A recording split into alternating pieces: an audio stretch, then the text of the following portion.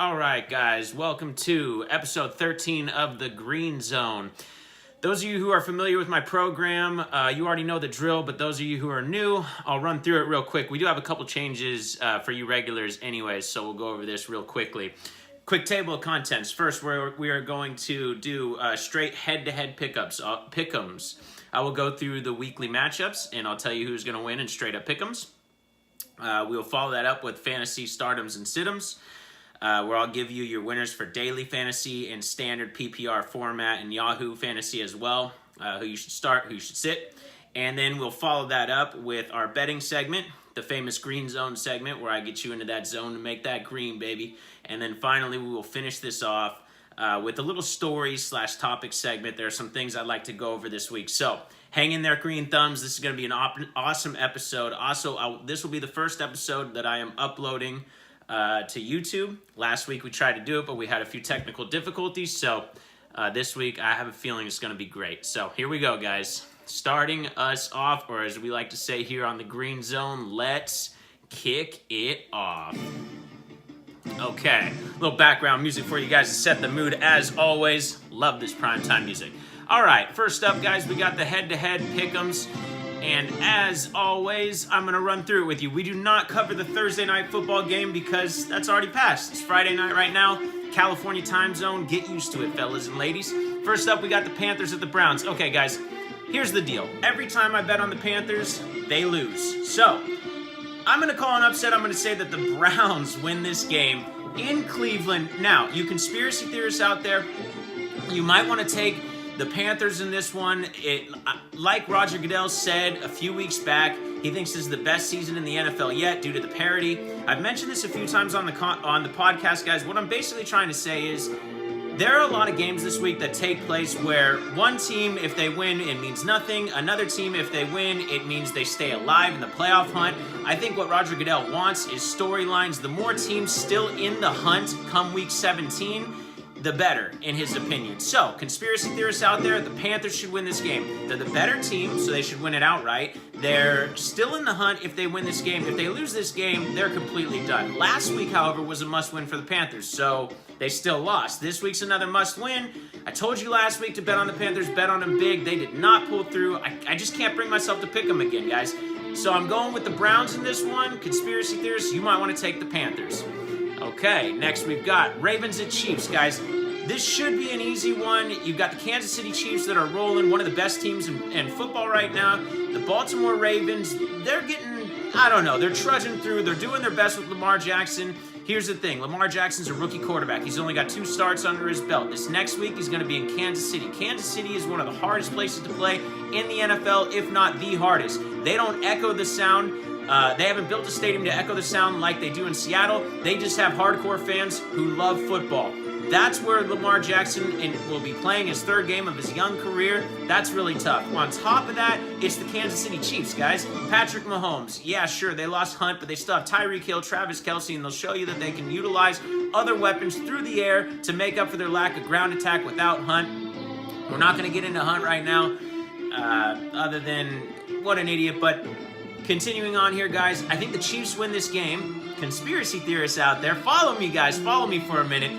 You might want to pick the Ravens just because the Ravens, if they win this game, they stay in the hunt. The Chiefs, if they lose this game, it really doesn't mean anything for them. They're still pretty locked. It could mean field position advantage later on in the playoffs. But for the most part, Goodell likes those storylines and everybody being in the hunt. Be careful, but I like the Chiefs in this game. Next, we got the Colts at the Texans, guys. Last time these two teams met, it was separated by 3 points. The final score was separated by 3 points. This is an in-division game that's very important for both of these teams. In order for the Colts to stay alive, they've got to win. If they beat the Texans, I believe that they then they're then tied in the division. No, I'm sorry. The Texans would go to 9-4, and the Colts would go to 7-6. But the Colts have a chance to run the table here and maybe squeak into the playoffs at 10-6. I'm going to go with the upset. I'm saying the Colts roll into Houston, beat the Texans on the road. I don't know, guys. It's kind of a coin flip in my opinion. It's an in-division game. Last time they played, it was a 3-point game. Texans won. I think maybe the Colts win by 3 this time to return the favor. All right, guys. Then we got the Pats at the Dolphins. we know, if you guys follow the NFC East, you should know that the Pats, they struggle in Miami. Well, they always come out with a W no matter what. This is straight up pick'ems, guys. I'm taking the Pats, of course, but don't expect this game to be too much of a blowout. I think they met in week 3 and it was a blowout. I think this game may be closer than people think. Catchphrase there for you guys that are regular listeners on the Green Zone. Closer than you think. But the Pats come out with the win. Don't expect them to blow the Dolphins out of the water. Be careful when we get to the startums and situms starting Gronkowski. He doesn't play that well against the Dolphins. Okay, guys, then we got the Giants at the Redskins. This is a game that's kind of strange to me. It's not even available on Bovada.com for you to bet on. We're not going over the betting segment yet. I do get ahead of myself sometimes, but Giants, Redskins. Giants are missing OBJ. Redskins are missing their starting 2 quarterbacks, their backup Colt McCoy, and obviously Alex Smith. Get better, Alex. We're all feeling for you. You're a great guy.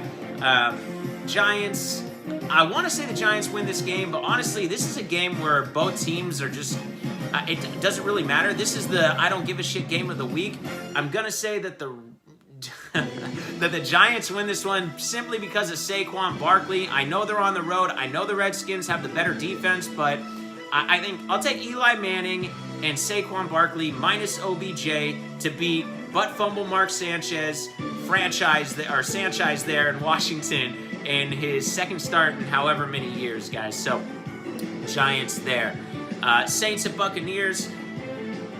Guys, I think the Saints win this one, and they win this one big. However, the Buccaneers, they do have a deadly offense, an atrocious defense, a terrible, terrible defense, but a great offense. The Saints have one of the best rushing defenses in the league, one of the worst passing defenses in the league. The Bucs pass the ball better than they do run the ball. I still am saying the Saints go into Tampa and they win this game. I think Drew Brees has a huge day. Michael Thomas, the last time he faced the Buccaneers, he had a huge day, and I think that continues.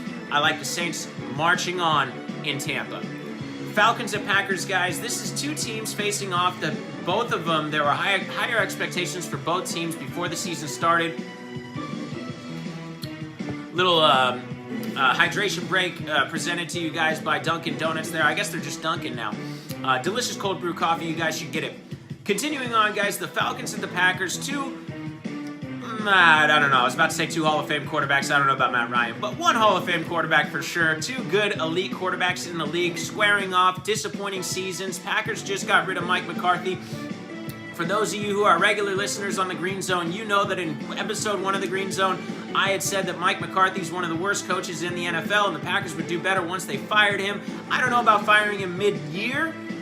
We did predict that on episode 1 of the Green Zone. You're welcome. Also, the Hugh Jackson firing, predicted that as well. You're welcome. But I don't know. It's a big change mid-year. However, I do think Aaron Rodgers puts the team on his back. McCarthy had some comments to say, kind of questioning the leadership of Aaron Rodgers. I think Rodgers takes that to heart. He takes everything to heart. He's ultra competitive. I think Rodgers, like I said, he carries his team on his back. The Falcons don't travel as well as they play at home. Now they're in Wisconsin on the frozen tundra there. I think the Packers come out, Aaron Rodgers and the Pack. Go Pack Go. They beat the Falcons there. Jets and Bills, guys. Last time these 2 teams met, the Jets got annihilated by the Bills. I personally lost a good chunk of change there. I was parlaying, and the Jets were the 3rd part of my parlay. Not sure why I did that, but it was paying out pretty high. Anyways, guys, the Bills at home versus the Jets. They've got a good home field advantage. Their fans stick in there. Their fans are loyal. At the same time, it's going to be freezing there in Buffalo. I'm not saying that New York players don't know how to play in the cold. They definitely do. It gets cold out there on the East Coast, bottom line. However, the Bills are starting to click in a way that I've kind of foreseen for a little bit here. They've got a good defense. They've got a decent running game if LaShawn McCoy can stay healthy. Josh Allen's coming around. He's an athletic quarterback. He's got an amazing arm, plus a scrambling ability that I like into Cam Newton's and a lot of people overlook. I like the Bills winning this one and possibly winning this one by big. I think the Jets quit about week 7. I've said that before on the podcast. I think the Bills are still playing and playing hard. So credit to their coaching staff for getting the Bills to continue to play hard. Next up, guys, we got the Bengals at the Chargers. You know I don't really appreciate the Bungles. The Chargers are a team that until I see them do it, I won't believe it. Bottom line is, Chargers always find a way to beat themselves. However, this matchup right here, the Bengals are playing terrible. They have a ton of injuries. Jeff Driscoll, if you guys aren't aware, I'm a huge Florida Gator fan. I watched Jeff Driscoll play in college. He's a terrible quarterback. He does not belong in the NFL. I know he's young. He has a chance to get better. No hard feelings, Jeff, but until you improve, I just don't see you as a second string. You're more like a third string and possibly a practice squad quarterback at best. The Chargers are rolling. They got Joey Bosa back. Joey Bosa, Ingram coming around the corners on Jeff Driscoll. That's an equation for disaster there for the Bengals. I think Chargers win this one and win this one big. Vegas agrees with me. They are a 14-point favorite as of right now. It's also in Los Angeles. If the Bengals were going to get any hope of maybe upsetting in this game, they needed to be at home. So, not a chance. Broncos at 49ers, guys. I love the 49ers. They're my favorite team, but it's not going to happen. The 49ers are locked into that number 1 draft spot. Speaking of Bosa's, they might pick up Nick Bosa, something I'll get into later. The Niners will be picking their 4th defensive lineman in the first round 4 years in a row. Niner fans wouldn't be too happy about that, as none of them have turned out as to what we expected or wanted. But let's move on. This game's a no-brainer, guys. The Broncos win this game. I cannot believe they're only 4-point favorites. Levi's will not have a home field advantage. Denver fans will be there, and they'll be there in full throat. San Francisco and / Santa Clara fans are fed up with there not even being a competitive product that comes into Levi's. So they expect to hear a lot of Broncos fans there. Expect the Broncos to win and win big. We'll be talking about that game later on when we're talking about betting with Moneyman X's Money. If those of you who aren't familiar with Moneyman X's Money, he's a donor who gives me $100 a week to donate to the podcast. I place the $100. If I win, that money gets doubled and it all goes to charity. At the end of the year, we'll have a vote on which charity.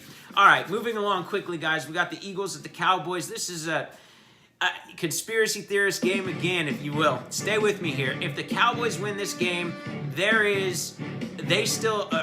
the Eagles win this game, they still stay in the mix along with the Cowboys. It makes things a lot more interesting for the end of the year, guys.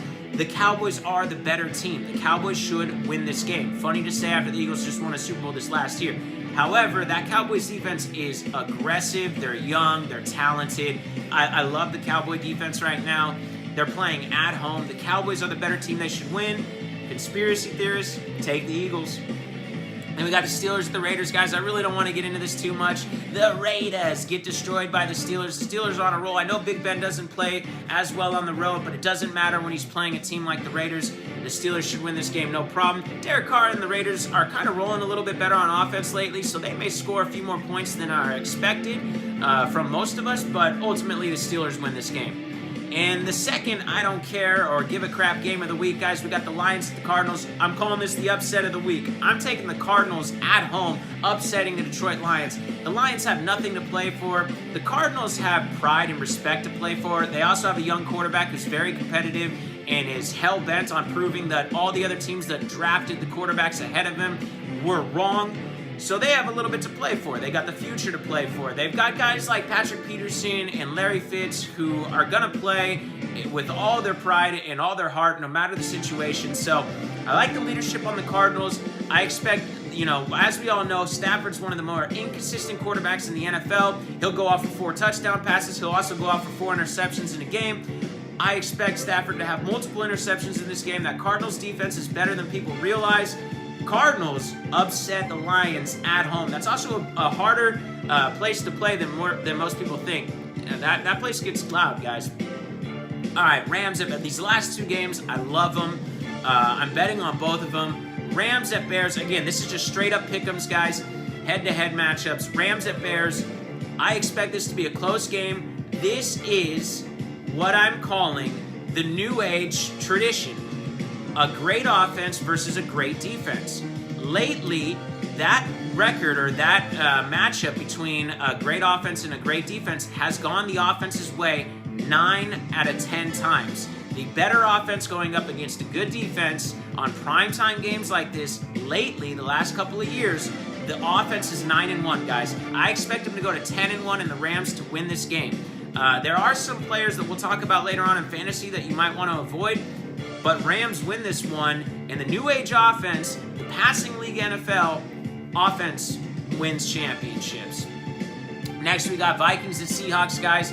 Vikings Seahawks. You both have won me some money this year. Seahawks, Pete Carroll, I swear you've made a deal with the devil. I don't care though. It's your soul. You've won me so much money, it's ridiculous. And it's hard watching and rooting for the Seahawks when you're a diehard Niner fan, guys. But bottom line, the Seahawks tend to cover all the time. Head-to-head matchup, however, I like the Vikings in this game. I think the Seahawks are the better team. Vegas has them favored. Seattle's a really hard place to play. I expect Kirk Cousins to struggle, but the conspiracy theorist in me tells me that the Vikings win this game because it's very important for the Vikings to win this game in order to stay alive. It's also very important for the Seahawks to win this game and stay alive. It just makes that the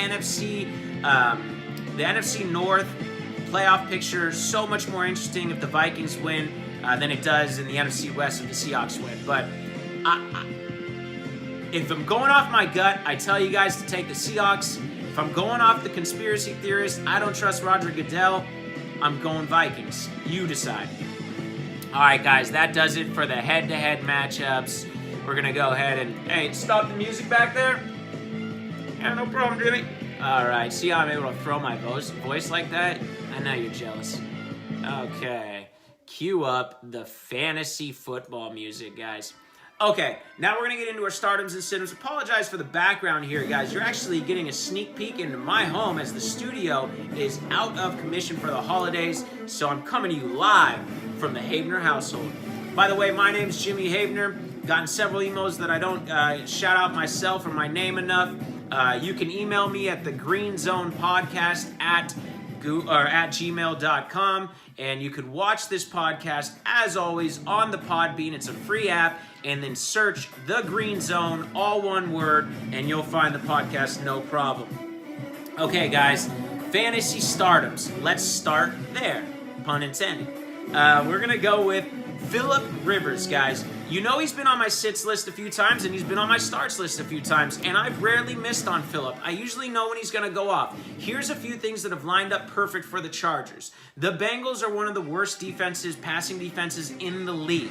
The Chargers now have a completely healthy defense. They will be getting the ball back and getting the ball off often. Melvin Gordon is out. Okay, all receivers are healthy. Austin Eckler is the backup running back. He's a receiving type, change of pace running back. I believe that Philip Rivers and the Chargers will be throwing the ball all over the place as they run to a huge victory over the Cincinnati Bengals. Jeff Driscoll and the Bengals will not be able to put together long drives. Expect this game to be similar to how the Chargers took care of the Cardinals, I believe in a 45-17 victory or something like that. So, bottom line, Philip Rivers, target him in your fantasy. By the way, this list is in no particular order because Philip is not, believe it or not, my favorite quarterback this week in fantasy, but he is one of my tops. FantasyPros.com, as I told you guys before, it's a website that accumulates all the rankings from all the different experts around the internet and puts it in one place. They have Rivers as the number 4 quarterback of the week. I don't look at that list till after I look at my matchups and pick my own guys. It's a little game I like to play against myself. I like Philip Rivers, so does Fantasy Pros. The number 1 quarterback, in my opinion, that you should definitely target in daily fantasy and you'll definitely have in your starting fantasy role is Drew Brees. The last time Drew Brees went against the Buccaneers, he put up phenomenal numbers. Him and Michael Thomas will combine, coming off of a loss where Sean Payton got a little bit too cute, tried to go, fancy against a tough defense in Dallas. It backfired. They're going to stick to the basics, get the ball to Kamara, get the ball to Michael Thomas, maybe sprinkle in a little bit of Ben Watson. Drew Brees, bottom line, is going to have a huge week. Target him and pay the money in daily fantasy. He is worth the value that he will give you in return. He is the number 1 quarterback in Fantasy Pros. We agree on that one as well. A value pick at quarterback. If you guys want to put your money and your value elsewhere instead of the quarterback position, it's getting a little loud there. Getting a little excited over there, aren't we? A value pick for you guys, I like Jameis Winston. Last 2 weeks in a row, Jameis Winston has put up 22 points. I expect that to continue as the Buccaneers go against one of the worst passing defenses in the NFL in the Saints. The Saints are giving up, as I scroll down here real quickly, 279.3 yards per game through the air. They're complete opposite on the ground. The Bucs are going to pass the ball, and they'll pass it often. The Jameis Winston connection with Mike Evans should be phenomenal, should be happening early and often. I expect this game to be a high-scoring game. I expect the Saints to win, but Drew Brees and Jameis Winston should have feasible matchups or great matchups and great points. If you are scrambling in standard fantasy, Yahoo PPR is what the scoring system we go by, guys. If you're scrambling for a quarterback as it's late in the season and the playoffs are starting and maybe your number one quarterback is a bad matchup or he's injured or hobbled, Jameis Winston is the place to go. Great value pick there, guys. Next, we've got Cam Newton. Cam Newton, we're mostly talking about daily fantasy here, guys. For those of you who are playing standard fantasy, you're either in the playoffs right now or this is the last game of the year, and you're pretty fixated on who your starters are. I'm going to give you some spot starts if you need them, and then also guys that you should target in daily fantasy is mostly what we're talking about here, and some value picks. Cam Newton's a mid-tier quarterback this week. Fantasy Pros has him ranked 6th. I believe you can get him for decent value on places like FanDuel.com in your daily fantasy. Cam Newton is back as against the wall. The Browns do not have a good, they're 29th in pass defense. They're giving up 276.3 passing yards per game. I expect Cam to have a lot of little passes to Christian McCaffrey, and Christian McCaffrey and Cam go off in this game. Cam will get you some points and probably rush for a touchdown as well, as they're in a must-win situation, and Cam wins the game for you guys. All right, next we've got Aaron Rodgers, guys. I think Aaron Rodgers plays best with a chip on his shoulder. He's a very competitive man. He never disappoints, really, when put in a situation where he has to prove it or shut up. I think he proves it this week. And it's not a huge situation. Everybody knows between Mike McCarthy and Aaron Rodgers, you follow Aaron Rodgers. But I don't think Aaron Rodgers is appreciative of the noise or the comments and the noise that was said about him last week by McCarthy. I think he comes out, huge chip on his shoulder, throws the ball all over the place, annihilates the Falcons defense, who I've nicknamed the frequent flyer zone, and he has a big day. Check out Aaron Rodgers. Fantasy Pros has him as the 7th rated quarterback of the week. All right, moving on to running backs, guys. Starting off with Jaylen Samuels. You might be saying, who the hell is Jaylen Samuels? Well, I'll tell you. Jaylen Samuels is the starting running back for the Pittsburgh Steelers. The Oakland Raiders are one of the worst rush defenses in the NFL. As I pull that stat up, I'll tell you exactly where they stand. But the bottom line is Jaylen Samuels is starting over James Conner, who's on the IR. He'll be splitting carries with Stephen Ridley, and that's probably why Fantasy Pros has Jaylen ranked as the 23rd running back of the week. But bottom line is, guys, this guy has the eligibility to play the tight end slot or the running back slot. Yeah, let me say that again for you fantasy nerds. He has the ability to play the tight end slot or the running back slot. That's huge value there, especially in your standard Yahoo leagues. If he's still available, you go out and you pick him up right now, because there's only about 5 tight ends that can produce. You take Jaylen Samuels and you stick him in your your slot, your flex spot, or your tight end slot. You may have just made the difference in winning your first playoff game. So target Jaylen Samuels in your free agency if you can. It's pretty late in the week, but there may be some people in your league. You may be in a league where a lot of people don't know that much about football. So target Jaylen Samuels. Also, he's a great value pick in fantasy. If you wanted to take advantage of like Drew Brees and Michael Thomas, who we'll go over when we get to wide receivers, and spend your value there. You're running low on cash in daily fantasy, pick up Jaylen Samuels. He should get the workload there over Stephen Ridley, and he's got high value with the ability to play tight end or running back. Okay, guys, moving along quickly, we've got Sony Michel. Sony Michel, the last time he went up against the Miami Dolphins, put up 17 points in what was his breakout game. It was only his 3rd start in the NFL. We're now looking at his 13th, 14th start, minus a couple here and there due to injury. I like Sony Michel in this matchup. Like I said earlier, the Pats don't typically do that well against the Dolphins. I know they did earlier this year, but history shows they usually have a tougher time than most against Miami. However, I do like Sony Michel in this matchup. I may stay away from other Patriot players, but I like Sony Michel.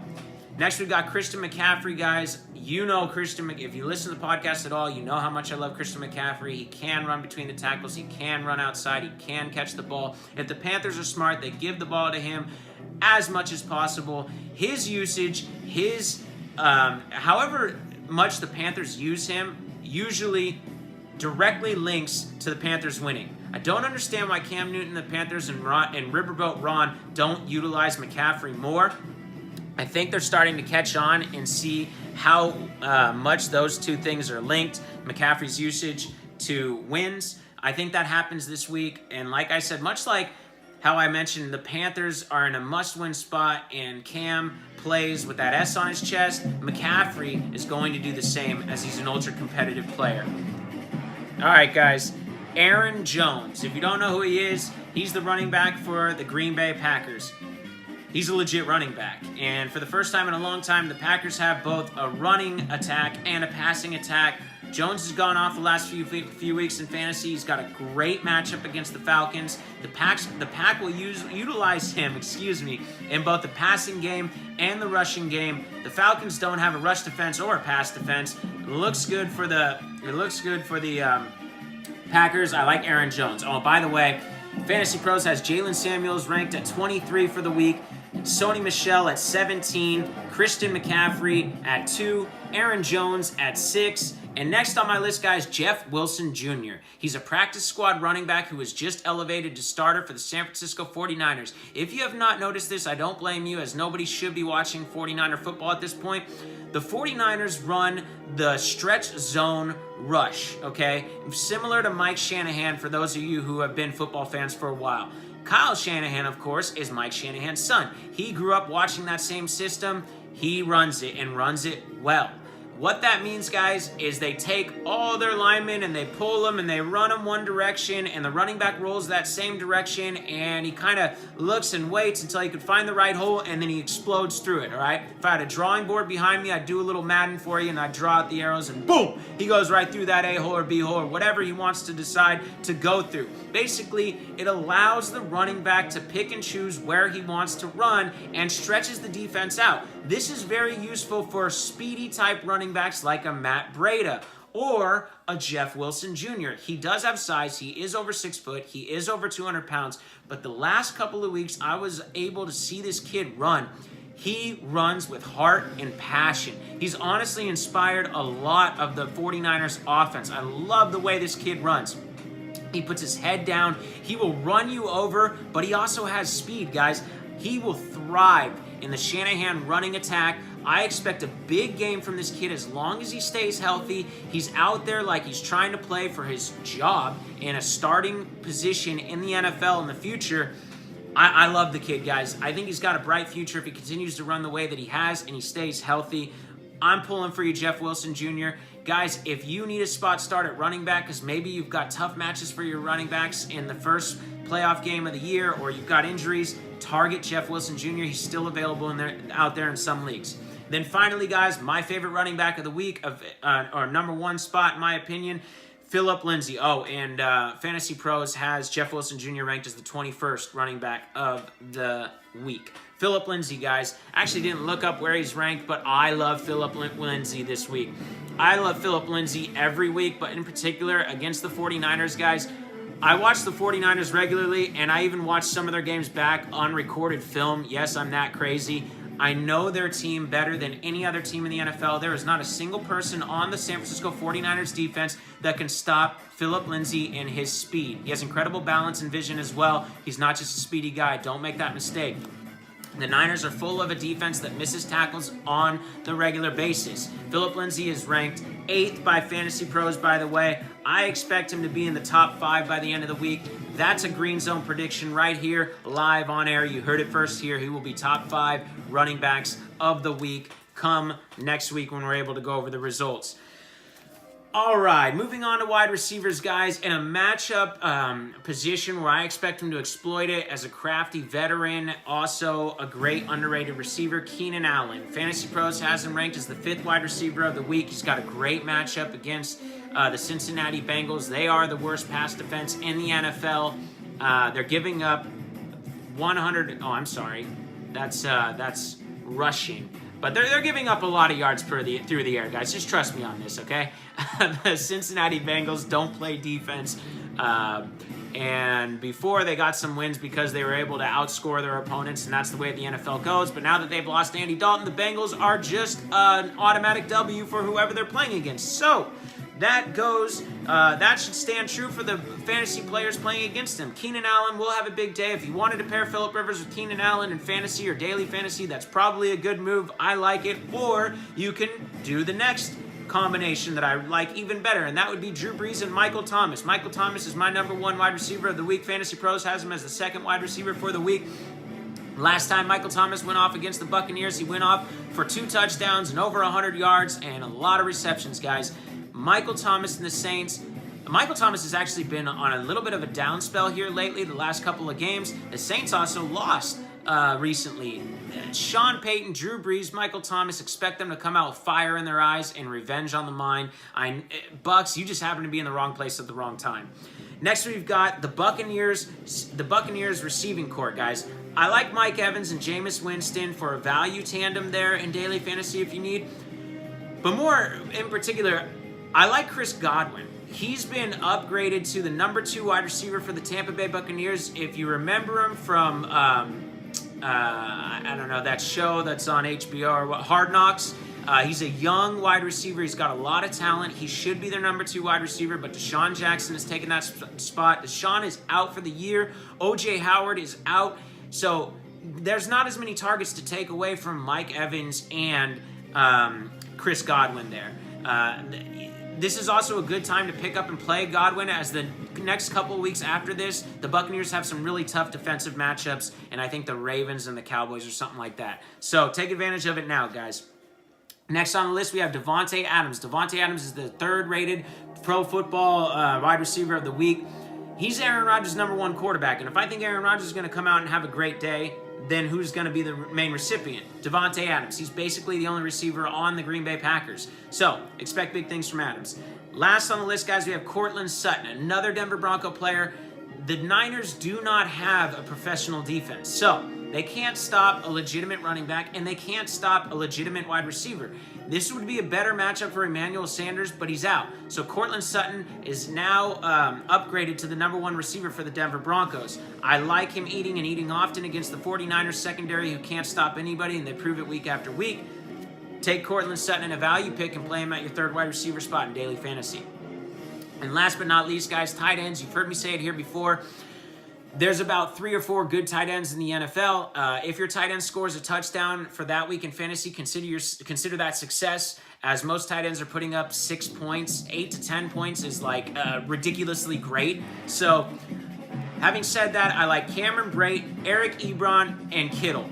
Kittle is the tight end for the Niners, if you guys weren't aware. George Kittle. Brate. No more O.J. Howard. He's the number 1 tight end in Tampa. Similar to what I just explained about Chris Godwin. Not as many targets to take away from his. Eric Ebron. He's been the number 1 tight end in the NFL all year. Expect that to continue. Last time he played the Texans, he went off for 13 points and a touchdown. I think more of the same there. And then Kittle, Little Nicky Mullins, or BDN as some people like to call him, is a small quarterback with a weaker arm. If you haven't been able to see him play lately, Von Miller and Bradley Chubb coming around the edges there in Denver, or at Levi's Stadium, are going to have him on his back all day. This means he's going to have to throw screen passes to Jeff Wilson Jr., who's really good at receiving out of the backfield, by the way, I forgot to mention, and little short tight end dump passes to Kittle. That's what a quarterback in emergency situations has to do. I expect a lot of that against Denver, so Kittle should get you a good amount of points, especially in PPR. All right, guys, now on to our sit-ems, and I have some shocking ones on here. Excuse me, that coffee is so good.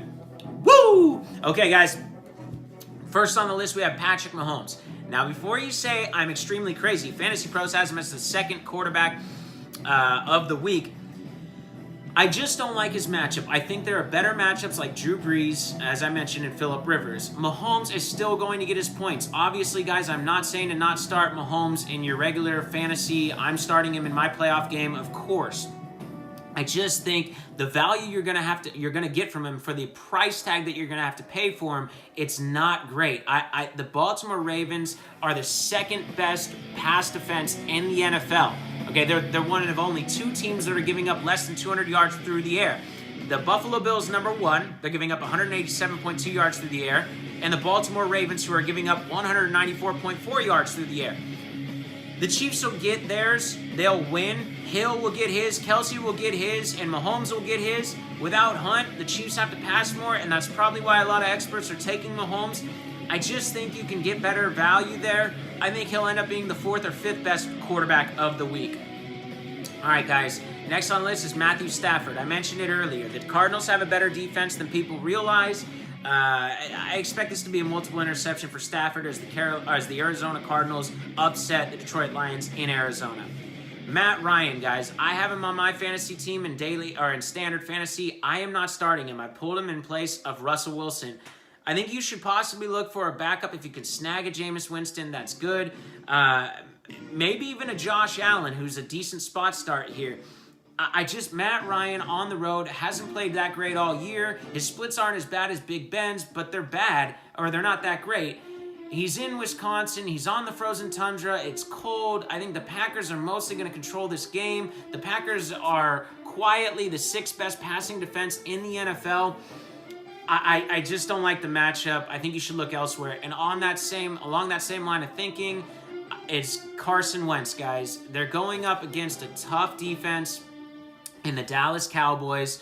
Carson Wentz is a risky play, even against a good defense. So definitely, guys, if you're an Eagles fan and you've been holding on to Carson Wentz and you think maybe this is the time to play him, don't do it. This is not the time. You will lose your playoff game if you do that. All right, guys, moving on to running backs. The Bears backfield. You want to avoid the Bears backfield. The Saints are not a good defense through the air, but when it comes to rush defense, they're the #1 rush defense in the NFL. They're only giving up 75.3 yards per game. The Bears backfield consists of Tariq Cohen, a mainly receiving back who may put up some decent numbers. Pro Football Fantasy Pros has him as the 18th ranked running back of the week. But Jordan Howard has virtually no value in my opinion. Fantasy Pros agrees, has him as the 31st running back of the week. I just think you should look elsewhere, guys. This is not the week to put Tariq Cohen as your flex starter or your #2 running back. This is another one that's going to make me sound crazy, guys, but Todd Gurley. All I mean is to say is that there are better options out there. Now, I know people are thinking, well, they're going against the Bears. They're in Chicago. It's going to be cold. They're probably going to focus on, giving the ball to Gurley and giving it to him often. I think all of that is true, but the Chicago Bears are only allowing 85.8 yards per game on the ground. They're the 2nd best rush defense in the NFL. And that's what Gurley does. He rushes. Yes, he'll get into the end zone, possibly even a couple of times. Yes, he's involved in the passing game. He'll still have a good output. It's just there are better running backs out there. I gave you 5 of them earlier. I don't like spending as much as you will have to spend on Gurley this week going against one of the best defenses in the league. Next, we've got the Chiefs backfield, guys. The Chiefs are still trying to figure it out. Andy Reid said this week that he's going to run a running back by committee, possibly throw in a 3rd or even a 4th running back into that committee. I know Spencer Ware is kind of a guy that was hot on the waiver wire. A lot of people picked him up. I don't think you want to play him in your first playoff game here, guys. First off, Andy Reid has never run a committee before. So the odds are Spencer Ware gets the majority of the totes here. However, that defense that he's going against is a stingy rush defense. The Baltimore Ravens rank 3rd in rush defense in the NFL. So Spencer Ware, he's not that great. I do think the Chiefs run a great system, similar to the 49ers. Any running back with somewhat of some talent is going to do pretty well in a well-schemed running offense. And that's kind of the case here in Kansas City, but Spencer Ware is a downgrade. He's a big drop from Kareem Hunt. I don't like to give Hunt that credit with recent events, but I think you want to look elsewhere here. Same as avoid the Bears backfield, avoid the Chiefs backfield. Finally on the list, guys, we've got Josh Adams. He's a spot starter, a possible flex or running back 2 for you. If you have him, I would go somewhere else. Pick somebody else up if you can. Drop Adams for Jeff Wilson Jr. I just think Josh Adams and that Cowboy defense, not a good mix. I don't like it. Fantasy Pros agrees with me having him as the ranked 28th running back for the week. Okay, wide receivers. We'll go through this quickly. Most of them, the reason I don't like it is because of matchups. First on the list is Kenny Golladay, a young rising star, stud who I love. Matthew Stafford's main target, especially after they got rid of Golden Tate. Patrick Peterson will be following him around all day. I don't like anybody that Patrick Peterson is following around all day. That includes Kenny Golladay. Next on the list is Golden Tate, guys. Since moving over or making the move, he hasn't really done that great with the Eagles. The Eagles as an organization or a team haven't done that great. So I know he went off a couple weeks ago against the Giants or Redskins or something like that. Doesn't matter. He won't this week. He's got a tough matchup. They'll be shadowing Golden Tate. I don't like him in fantasy. Next on the list is Brandon Cooks. Fantasy Pros disagrees with me. They have him as the 11th highest wide receiver of the week. I don't think so. I think that the Chicago Bears, they're a good defense. And even though they lose the game, the Rams mostly win this game grinding it out through Todd Gurley, and I don't see a lot for Brandon Cooks.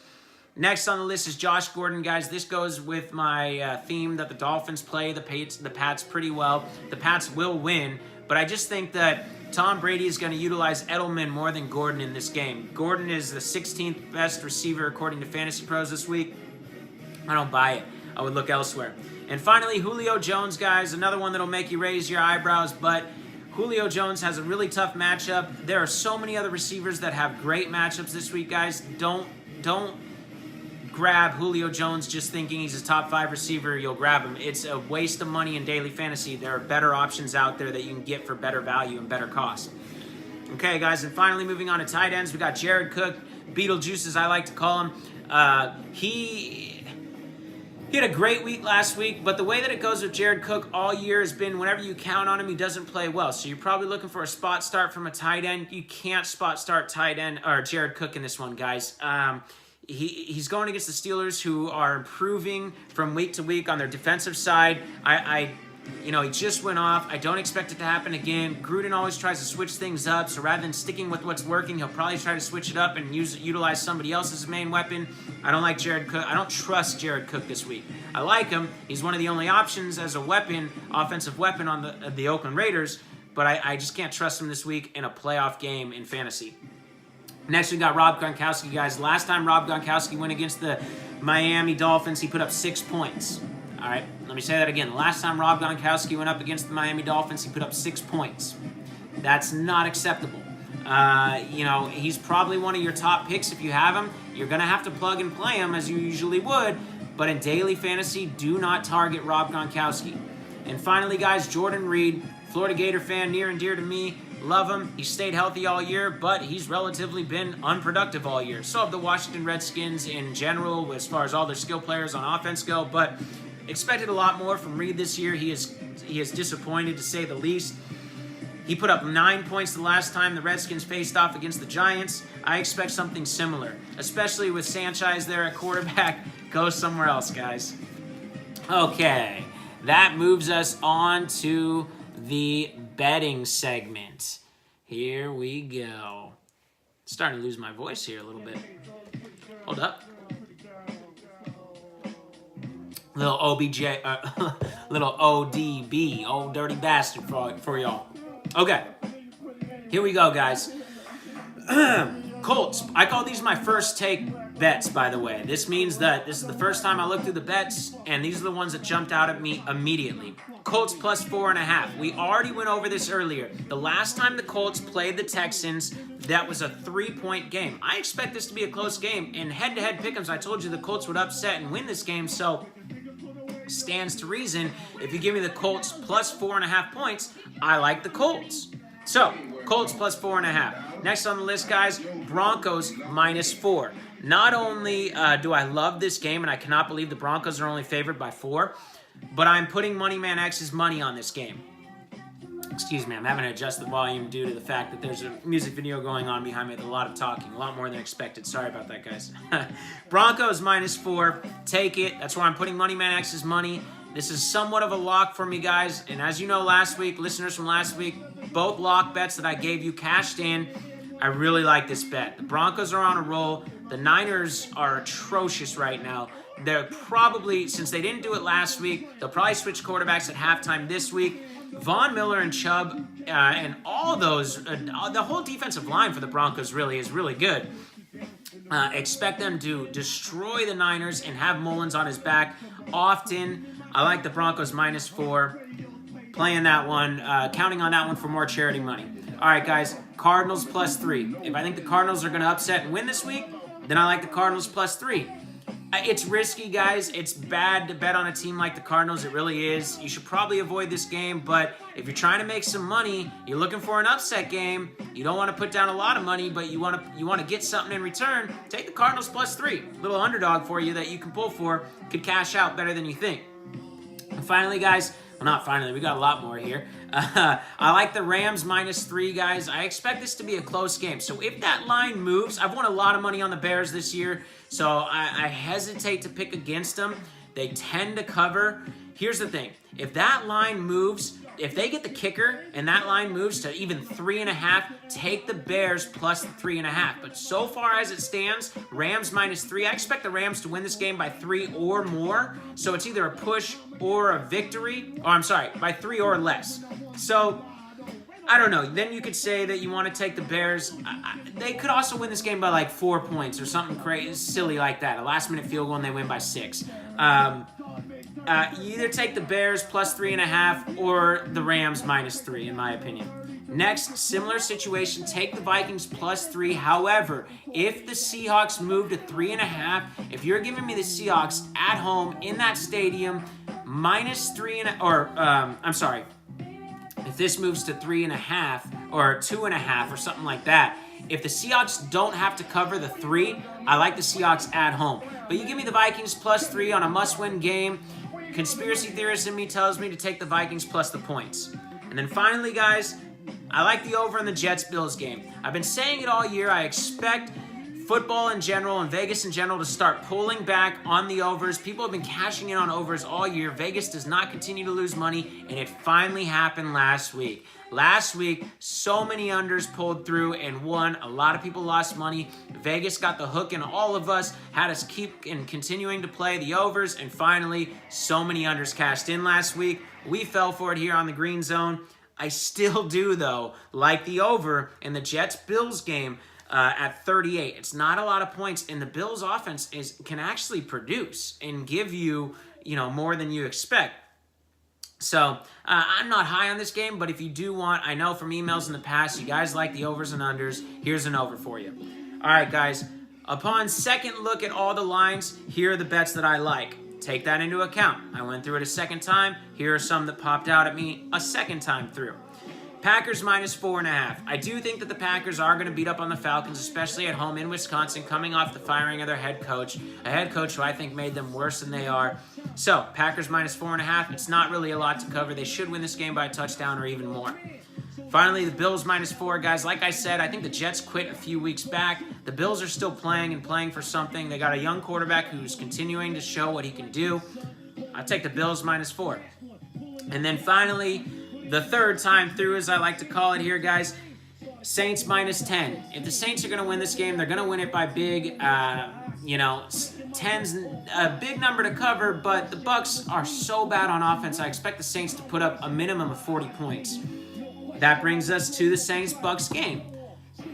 Saints play a bad passing defense.